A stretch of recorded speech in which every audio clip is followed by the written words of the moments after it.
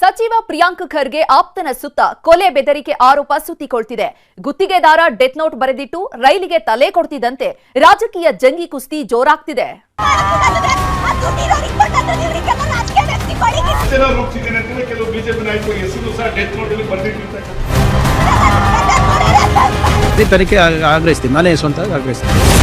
ಪ್ರಿಯಾಂಕ್ ಖರ್ಗೆ ಆಪ್ತ ಹಾಕಿದ್ನಂತೆ ಕೊಲೆ ಬೆದರಿಕೆ, ಡೆತ್ ನೋಟ್ ಬರೆದಿಟ್ಟು ಗುತ್ತಿಗೆದಾರ ಆತ್ಮಹತ್ಯೆ.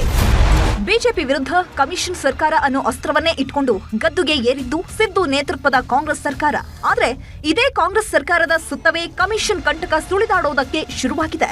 ಮೇಲಿಂದ ಮೇಲೆ ಕಮಿಷನ್ ಕಿರುಕುಳಕ್ಕೆ ಹೆಣ ಉರುಳೋದಕ್ಕೆ ಶುರುವಾಗಿವೆ.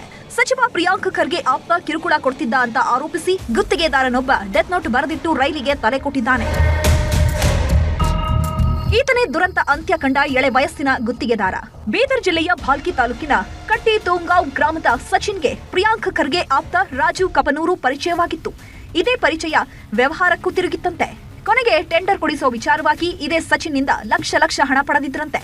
ಇವತ್ತಲ್ಲ ನಾಳೆ ಟೆಂಡರ್ ಸಿಗುತ್ತೆ ಅಂತ ಕಾಯ್ತಾ ಇದ್ದ ಸಚಿನ್ಗೆ ಕಾದಿದ್ದೇ ಬಂತು ಹೊರತು ಕೆಲಸ ಮಾತ್ರ ಸಿಕ್ಕಿರ್ಲಿಲ್ಲ. ಈ ಬಗ್ಗೆ ಕೇಳೋಕೆ ಹೋದ್ರೆ ಮತ್ತೆ 1 ಕೋಟಿ ಕೊಡು ಅಂತ ಆವಾಜ್ ಹಾಕಿದ್ರಂತೆ.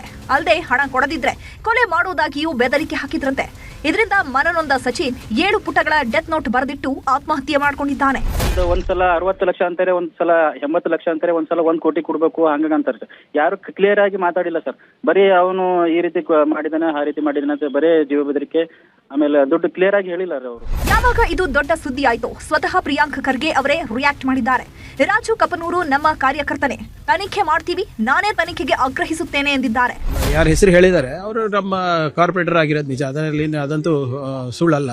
ಆದ್ರೆ ಏನ್ ಹೇಳಿದ್ದಾರೆ, ಯಾಕೆ ಹೇಳಿದ್ದಾರೆ ಅದು ಗೊತ್ತಿಲ್ಲ. ಅದಾಗ್ಲೇ ನಾನು ಆಗ್ರಹಿಸ್ತೀನಿ, ತನಿಖೆ ಆಗ್ರಹಿಸ್ತೀನಿ, ನಾನೇ ಸ್ವಂತ ಆಗ್ರಹಿಸ್ತೀನಿ. ಸಚಿನ್ ಕೇಸ್ಗೆ ರಾಜು ಕಪನೂರು ಟ್ವಿಸ್ಟ್. ಪ್ರಿಯಾಂಕ್ ಖರ್ಗೆ ಆಪ್ತ ಮೋಸ ಮಾಡಿದ ಅಂತ ಸಚಿನ್ ಡೆತ್ ನೋಟ್ ಬರೆದಿಟ್ಟಿದ್ದಾರೆ. ಆದ್ರೆ ಸಚಿವರ ಆಪ್ತ ರಾಜು ಮಾತ್ರ ಸಚಿನ್ ಮೇಲಿಗೆ ಬಾಂಬ್ ಹಾಕಿದ್ದಾರೆ. ಸಚಿನ್ ಟೆಂಡರ್ ಹಾಕೋದಾಗಿ ನಮ್ಮ ಬಳಿ 87 ಲಕ್ಷ ಪಡೆದಿದ್ದ.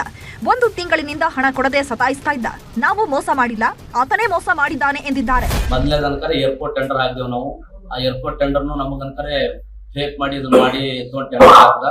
4-5 ತಿಂಗಳ ಅನ್ಕರೆ ಅಲ್ಲಿ ದುಡ್ಡು ಅನ್ಕರೆ ಜಾಮ್ ಮಾಡಿಸಿದ್ವಿ. ಮಾಡಿ ಇಟ್ಟದ್ಮೇಲೆ ಆ ನಂತರ ಅನ್ಕರೆ ಮತ್ತೆ ಇದು KRDB ಒಂದು ಟೆಂಡರ್ ಹಾಕಿದ್ವು. ಅದಕ್ಕೂ ದುಡ್ಡು ಅವನ ಅಕೌಂಟಿಗೆ ಹಾಕಿವಿ ನಾವು. ಸೀದಾ ಅವನ ಅಕೌಂಟಿಗೆ ದುಡ್ಡು ಹಾಕಿದ್ದ ನಾವು. ಟೋಟಲ್ ಅವನ ಅಕೌಂಟಿಗೆ 65 ಲಕ್ಷ ರೂಪಾಯಿ ದುಡ್ಡು ಹಾಕಿವಿ. ಕ್ಯಾಶ್ ಒಂದು 15 ಲಕ್ಷ ರೂಪಾಯಿ ಕ್ಯಾಶ್ ಕೊಟ್ಟಿವಿ.